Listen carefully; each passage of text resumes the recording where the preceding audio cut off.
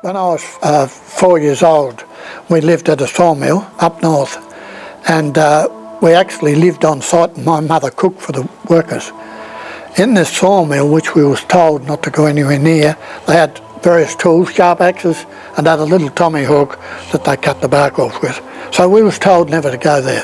When the men went home, of course we fell in love with this little axe, because it was little, but it was really sharp. So we went out, and when the men went, what would we do? Oh, went over and got the axe.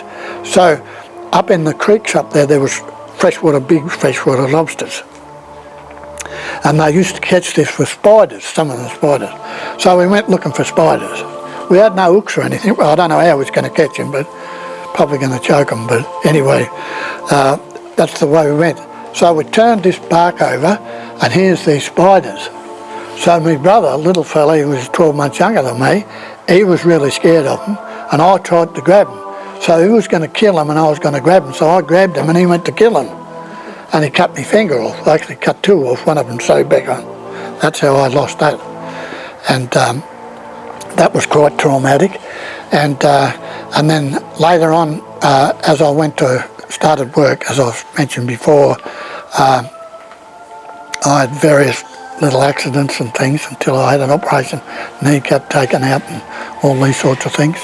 And then that operation had a brachial plexus injury which robbed me of the use of my left arm, and that come to a logging accident with a tree, limb come out of a tree while I was working. And I'm very, very lucky to come out of that, because what actually the piece of wood, which was about as long as your arm and as big as your arm, fell about 60, 70 feet and come down end on, and it punched a hole straight through my saw, and I still had it in my hands.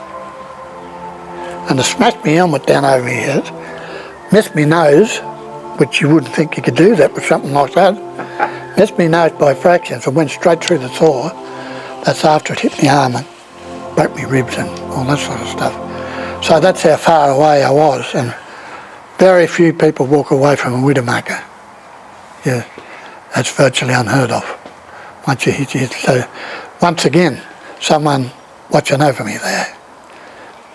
How do you still keep loving the God when that happened to you? This was quite an amazing thing. In all that, and in all that I went through, I never ever once doubted that God was there, and I always blamed myself. I never tried to get out of the responsibility. I put myself there, and I paid a price. I was taught that when I was young.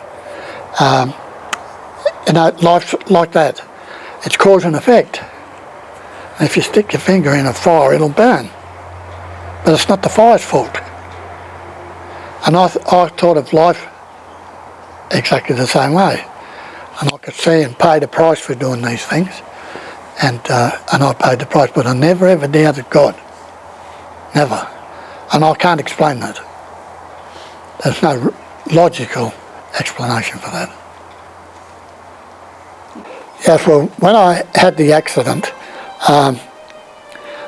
luckily for me, some of the blokes, all the crew had gone home, and there was two blocks there getting firewood. They stayed there, and they were still there. I was quite a long way from the road, down in the patch of timber, and after I came conscious, I sung out, they came back, and we had some old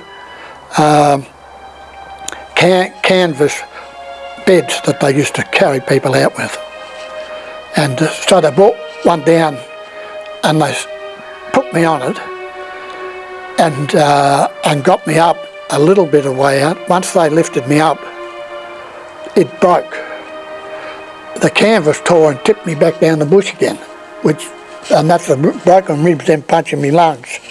And I was sort of in and out of it. But I was lying there, I was waiting for the helicopter, and the bloke that worked for me, young bloke that worked for me, sat there, took all his clothes off and put them around me and held me like that, and he keeps saying to me, don't die. Don't die. And I thought, well, I'm not dying, I don't intend to die. But I'd start to go to sleep and he'd wake me up. And up in the trees, the big trees just in front of me, there was black cockatoos. And I don't know whether you know what black cockatoos, they squawk. And when I just start to go down, these cockatoos would squawk and wake me up again. And I laid there for about 2 hours till a helicopter come.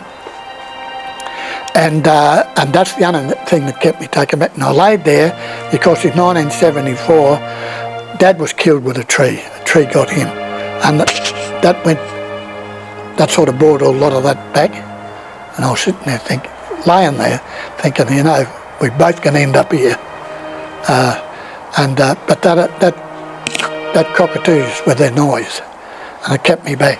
And I knew instinctively years and years ago, my brother had a very bad accident and he had top of his head cut off in a Land Rover, and he had lost that much blood. And he told me a lot of times when I was going in the hospital, the ambulance people were screaming at him, "Don't go to sleep, don't go to sleep, don't go to sleep." And when he got in there and had the op, he was all right. And I said, if you'd have gone to sleep, you'd have died. He'd lost that much blood. And that must have been in my subconscious. I'll say to myself, don't go to sleep, don't go to sleep. And the cockatoos seemed to be telling me the same. Don't go to sleep, mate, don't go to sleep, hang in there. So, they came in, the helicopter picked me up and took me. And they took me out, because the helicopters at that stage couldn't fly after dark. And I heard the pilot of the helicopter say, we've got 4 minutes to get him in and get out, because it landed the helicopter in the forest. There was trees everywhere. And he said, we've got 4 minutes. And we just come out over the top of the trees and it was dark. Yeah, it was amazing. And then they took me to the hospital and, fixed me up.